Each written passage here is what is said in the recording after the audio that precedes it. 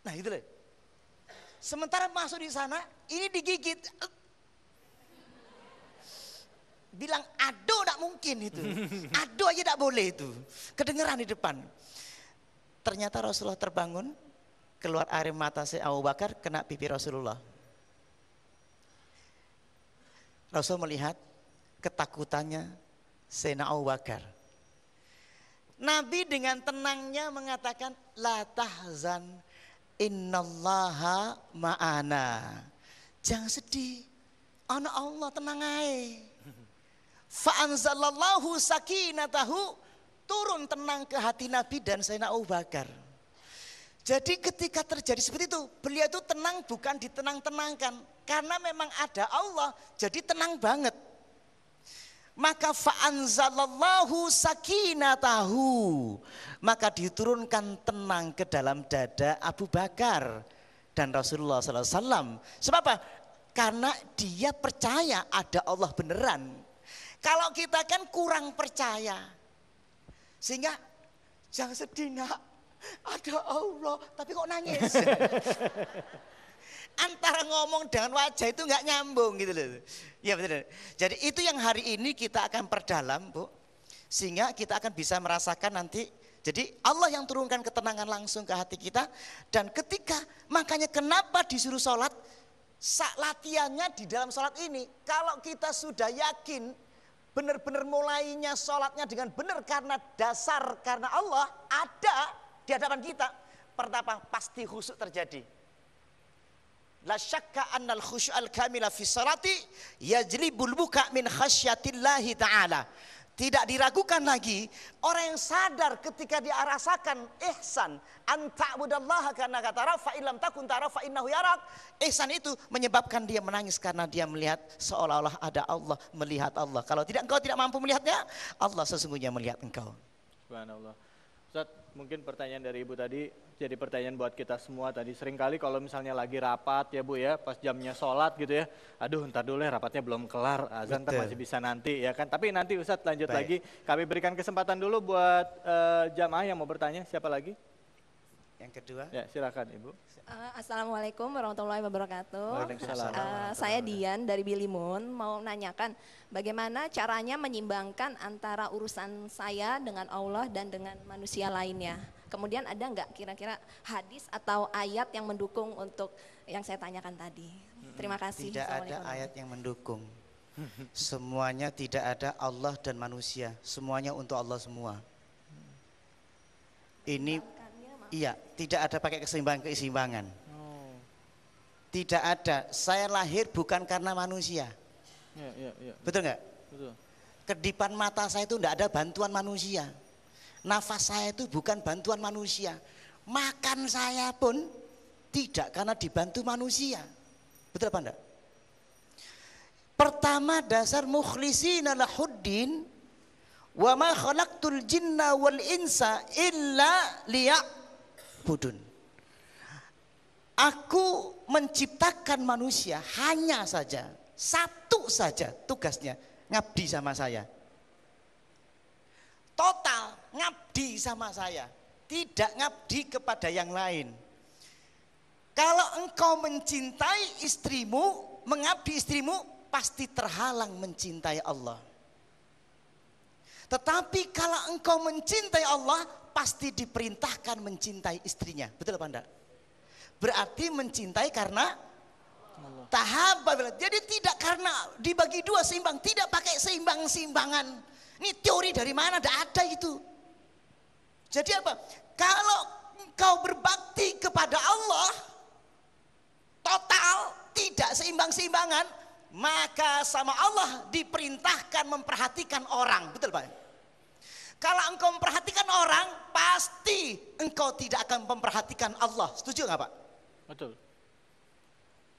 Tidak bisa dibagi. Jadi Allah sebagai dasar dari semuanya. Dasar seluruhnya. Kegiatan mukhlishina lahuddin. Baik. Itu yang terjadi. Baik, kita akan lanjutkan lagi subhanallah Ustaz. Abu Sangkat berapi-api sekali dan sekarang kita jadi mulai kebuka nih pelan-pelan nih satu demi satu nih ya. Bahwa Allah kadang-kala banyak sekali alasan tapi ditegaskan bahwa Allah lah yang paling penting di atas segala-galanya. Jangan kemana-mana, tetaplah di Dewasa Ramadan. Saya ingat waktu itu guru saya pernah bilang sama saya, jangan takut miskin, jangan takut sama manusia. Dulu kan Allah, siapa yang kejar akhirat dunia akan ngikutin. Betul apa betul, Bu? Nah, kita mungkin cuma dengar aja, tetapi hari ini kita akan mencoba untuk melihat realita dari kenyataan tersebut. Allah kalau bicara tidak hanya melulu ada aksi, ada reaksi. Kadang-kala ada hal-hal keajaiban yang Allah berikan kepada seseorang. Contohnya sahabat saya yang ada di sebelah ini, namanya adalah Surya Natanegara. Andiana Surya Natanegara. Beliau ini seorang pengusaha tambang batu bara, tapi siapa yang nyangka kalau dulu beliau ini memulai karirnya dari paling bawah.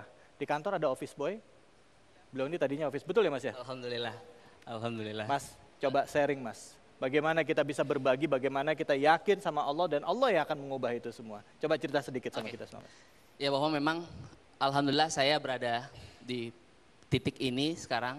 Alhamdulillah bukan karena hebatnya saya, bukan karena pinternya saya, bukan karena jagonya saya dalam hal negosiasi dan mempunyai akses modal dan akses lain-lain, tidak. Tapi saya sadar dengan sangat sesadar-sadarnya bahwa saya berada di titik ini semata-mata karena pertolongan Allah Subhanahu wa taala. Karena Allah kasihan sama si bodoh ini, saya selalu bilang seperti itu. Dalam hal ini saya memulai karir Ustadz dari paling bawah, dari pegawai rendahan, dan tentunya sebelumnya. Sekarang pengusaha apa sih Mas? Saya pengusaha batu bara. Pengusaha batu bara. Alhamdulillah juga. Kalau kita ini pengusaha hati membara. Usia berapa Mas? Usia 28 tahun saat ini. 28 tahun. Ya. Jadi masih di bawah saya 2 tahun Mas. Silakan Mas, lanjutkan lagi. Jadi memang dalam hal ini ketika memang saya pada tahun 98 Allah memberikan ujian kepada keluarga saya hingga akhirnya keluarga saya berada di posisi paling sebawah-bawahnya gitu. Dalam hal itu tiba-tiba juga Allah juga memberikan saya juga keajaiban sekarang bahwa saya berada di posisi ini. Dan memang itu semata-mata karena pertolongan Allah. Dan titiknya Ustadz ketika memang saya dalam masalah yang sangat berat, mempunyai hutang yang sangat banyak, dan semua masalah mungkin saya akan terlalu banyaklah masalah yang memang menurut saya dengan usia semuda saya rasanya saya udah nggak sanggup lagi untuk menerima masalah itu dengan hutang belasan miliar rupiah. Dipepet menuju Allah berarti. Iya. Dipepet menuju Allah berarti. Terpaksa. Dengan kata lain dijorokin dijorokin Makanya ya. disebut korban. Korban itu artinya didekatkan ke Allah. Makanya banyaklah hutang. Sorry. Tapi dibayar dong. Mas, etosnya gimana? Maksudnya begini, kita tadi bilang, Mas tuh gimana? Apa yang bisa, ya kan keajaiban Allah. Nah, gimana sih etos kerjanya seorang Indiana Surya Natanegara ini sehingga bisa berhasil gitu? Apa? Saya pernah dalam satu titik bahwa memang masalah yang memang sangat berat buat saya. Sampai akhirnya saya bingung. Saya semudah ini mau mengadu kepada siapa lagi? Tentunya. Emang masalahnya apa sih Mas? Ya, bukan jodoh kan? Banyak loh di salah sini loh yang satunya. masih nyari jodoh loh di sini. Salah satunya seperti itu. Ya dengan masalah begitu berat, akhirnya saya bingung mau kemana lagi Ustadz. Iya. Akhirnya saya itikaf 40 hari 40 malam di sebuah masjid. Seperti Nabi Musa alaihissalam, 40 hari beliau berhasil. Terus 40 hari 40 malam. Menarik nih. Dan ketika memang saya berada di masjid itu, saya juga bingung mau ngapain. Yang saya lakukan hanyalah sholat, dan sholat. Saya sadar-sadarnya ketika itu saya memang menghadap kepada Tuhan yang maha tinggi, sementara saya adalah makhluk yang paling hina dina menghadap Tuhan yang maha kaya. Fa'idha hasabahu amrun faza'a ila sholati. Ini perintah Nabi. Nabi kalau punya masalah berat, beliau sholat 2 rakaat. Ini dipakai. Ya, saya memang memohon kepada Allah yang memang menggenggam hati manusia, menggenggam seisi langit dunia ini, langit dan bumi ini. Dan saya memohon dan saya istighfar sebanyak-banyaknya mensucikan diri saya karena saya sadar bahwa memang saya adalah makhluk yang paling hina. Jadi yang saya lakukan adalah istighfar sebanyak-banyaknya. Allahu Akbar. Allahu Akbar. Allahu Akbar. Dan ketika memang di malam terakhir saya itikaf dan saya mendapatkan satu jawaban Ustadz. Iya. Bahwa ternyata betapa buruknya wajah saya Ustadz. Iya. Maksudnya dalam hal ini saya mencoba untuk mengintrospeksi, Allah merewind semua apa yang saya telah kerjakan selama saya hidup. Mungkin saya pernah kurang ajar sama orang tua, saya tidak memuliakan orang tua. Iya. Mungkin saya juga pernah bicara yang memang tidak sesuai atau baik. apapun. Ya sampai akhirnya memang saya mengintrospeksi diri dan Allah menurunkan pertolongannya. Wa yansurullahu nasrun adzidah. Allah menurunkan pertolongan yang sangat besar kepada saya. Dan Oke, Allah tahan dulu. Iya. Dapat pertolongan dari Allah. Iya. Pertolongannya seperti apa? Tapi nanti lanjut lagi ya. Oke, siap. Lanjut lagi. Nanti Allahu tahan dulu Akbar. kepenasarannya. Kita harus Sekarang agungkan kita Allah lempar itu. dulu Ustadz. Kita lempar dulu ke kawan kita Tata yang mau bagi-bagi hadiah. Silakan. Nanti akan lanjut lagi. Ya di sini sudah nggak sabar pengen dengar kelanjutan ceritanya. Gimana ceritanya bisa langsung jadi pengusaha? Ibaratnya kita tahu kesuksesan itu tidak mungkin diraih dalam waktu 1 atau 2 hari. Tidak mungkin sekejap, pasti banyak ujian dan cobaannya. Iya. Silakan Mas, di waktu yang singkat di penghujung acara ini mungkin bisa diceritakan secara singkat dan Ustadz tentu juga bisa melanjutkan dengan kesimpulan. Oke, Silakan. mungkin saya langsung aja. Jadi ketika memang 40 hari 40 malam Allah tunjukkan ke saya jalan-jalan. Jadi ketika Allah menurunkan pertolongan itu Allah membukakan jalan-jalan dengan saya tiba-tiba kenal ini, kenal itu, tiba-tiba ada masalah yang saya bisa selesaikan, saya dapat ide ini, dapat ide itu dan gitu. Dan paling utama adalah ketika Allah menurunkan pertolongan itu, saya mulai merubah cara berpikir saya, mentalitas saya, kapasitas diri saya mulai merubah itu. Maksudnya saya meyakini bahwa apa yang Allah berikan rizki yang Allah berikan ke saya ini bukan karena hebatnya saya, tapi semata-mata karena Allah titipkan rizki itu ke saya.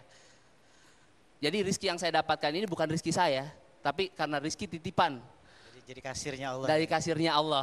Karena saya bukan bekerja untuk diri saya sendiri, tapi saya bekerja untuk masyarakat sekitar dan saya bekerja Terus untuk di kantor alam ini. apa yang diterapkan sekarang, Mas? Di kantor saya mencoba untuk menerapkan sholat tepat waktu. Sepenting apapun ketika memang adzan Allah memanggil hayya Termasuk alal falah. meeting. Meeting sepenting apapun kita akan tinggalkan. Karena apa? Allah memanggil hayya alal falah, marilah menuju kemenangan. Masa kita nggak mau dipanggil oleh Tuhan yang memberikan